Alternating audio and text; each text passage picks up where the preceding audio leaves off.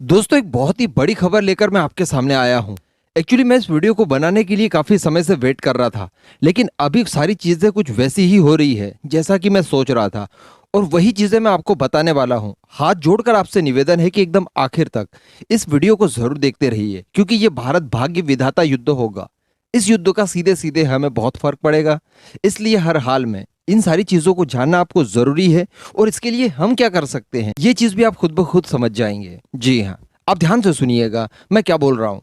दोस्तों, भारत की आजादी को पूरे 75 ईयर्स हो चुके हैं, 75 साल। लेकिन आज तक किसी भी रक्षा मंत्री ने अपनी तीनों सेनाओं को एक साथ ये नहीं कहा कि आप किसी आकस्मिक युद्ध के लिए तैयार रहिए। लेकिन दोस्तों, राजनाथ सिंह जी ने बुधवार के दिन अपनी तीनों सेनाओं को यह आदेश दिया है, ये कहा है कि आप किसी भी आकस्मिक युद्ध के लिए पूरी तरह से तैयार रहें।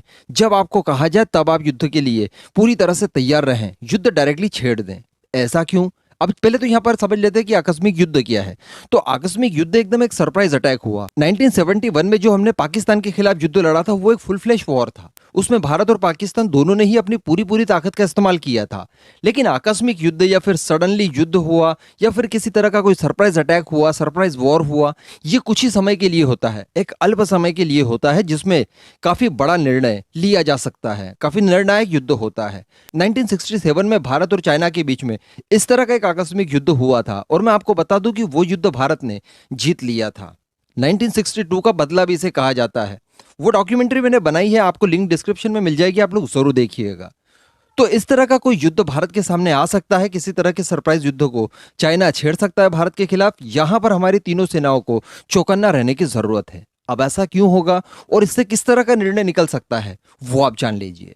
दोस्तों, आप किसी भी एनालिस्ट से पूछिए कि अगर हमें पीओके और अक्साई चीन को अगर वापस लाना है तो उसके लिए हमें क्या स्ट्रैटेजी बनानी होगी, तो आपको कोई भी एनालिस्ट या फिर कोई भी विशेषज्ञ एक ही बात कहेगा कि आपको बहुत भयंकर तैयारी करनी होगी।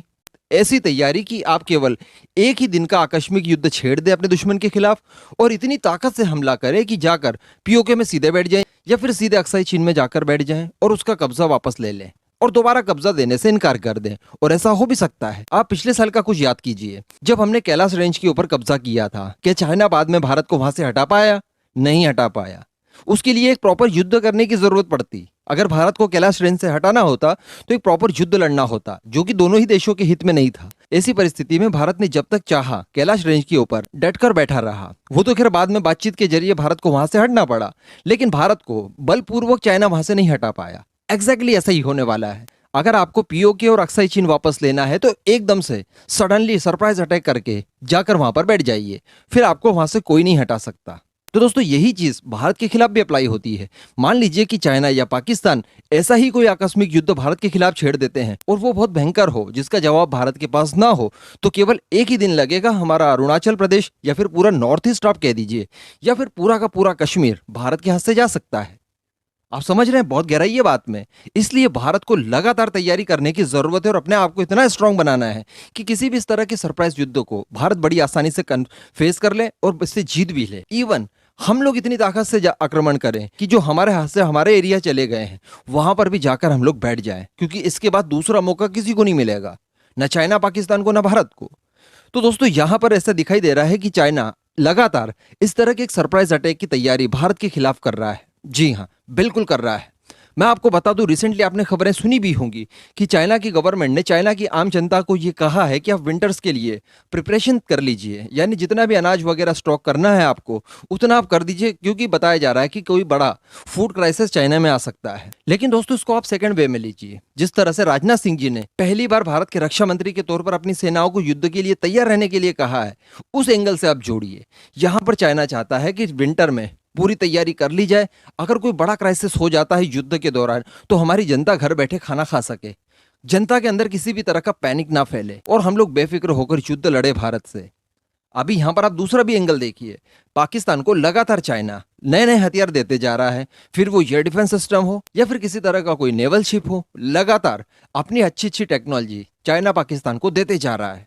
हालांकि इनका जवाब हमारे पास है, बराबर है, लेकिन फिर भी चाइना इस तरह की प्रिपरेशन कर रहा है। तो यहां पर कहना बिल्कुल भी गलत नहीं होगा कि चाइना और पाकिस्तान मिलकर एक सरप्राइज अटैक भारत के ऊपर कर सकते हैं, जिसमें अरुणाचल प्रदेश और कश्मीर ताक पर होगा। जी हाँ, बिल्कुल ताक पर होगा।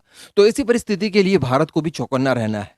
इसीलिए आप लोग देख रहे होंगे, मैंने भी आपको वीडियो बनाकर बताया था कि भारत ने रिसेंटली अपनी शौर्य मिसाइल को तैनात कर दिया एलएसी के ऊपर, वहां पर डिप्लॉय कर दिया है। इसके अलावा ब्रह्मोस को डिप्लॉय कर दिया गया है, निर्भय को डिप्लॉय कर दिया गया है और तमाम मिसाइलों के ऊपर भारत लगातार काम करते जा रहा है। रिसेंटली हमने अग्नि 5 का परीक्षण भी इसी पर्पज से किया भी है।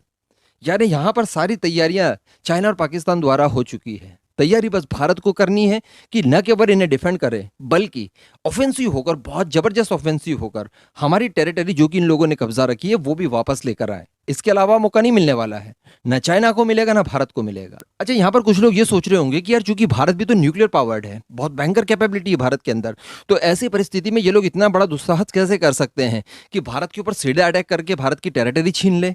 तो यहां पर मैं आपको बता दूं कि भारत की यही कमजोर पॉलिसीज चीन और पाकिस्तान को इसके लिए एक क्लियर वे देती है। देखिए, भारत की न्यूक्लियर पॉलिसी में कहीं भी ये नहीं लिखा है कि आपकी टेरिटरी भी आपके हाथों से छीन ली जाए तब भी आप न्यूक्लियर वेपन का इस्तेमाल करें।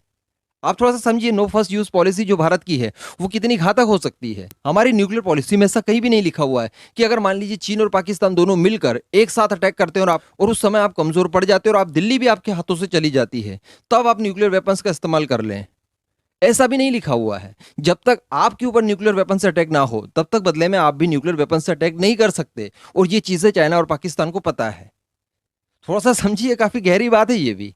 आपकी जो टेरिटरी है वो भी आपके हाथों से चली जाए तब भी आप न्यूक्लियर वेपन्स का इस्तेमाल नहीं कर सकते, यही भारत की कमजोरी है। तो इसके लिए हमें तैयार रहना पड़ेगा। हमारी सेनाएं तो तैयार है, लेकिन क्या हम इसके लिए तैयार हैं? हम लोग यूट्यूब पर अलग अलग अनबॉक्सिंग वीडियोस देखकर चाइनीज फोन नहीं खरीदते हैं क्या? खरीदते हैं बॉस, बहुत ज्यादा खरीदते हैं, अभी भी खरीदने का विचार कर रहे हैं। इन सबको छोड़ना होगा। हमारे द्वारा दिया गया यही पैसा चाइना की जेब में जाता है और वो गोलियां बनकर भारतीय सेना के ऊपर रिटर्न आता है। इसका ध्यान रखिएगा। जय हिंद।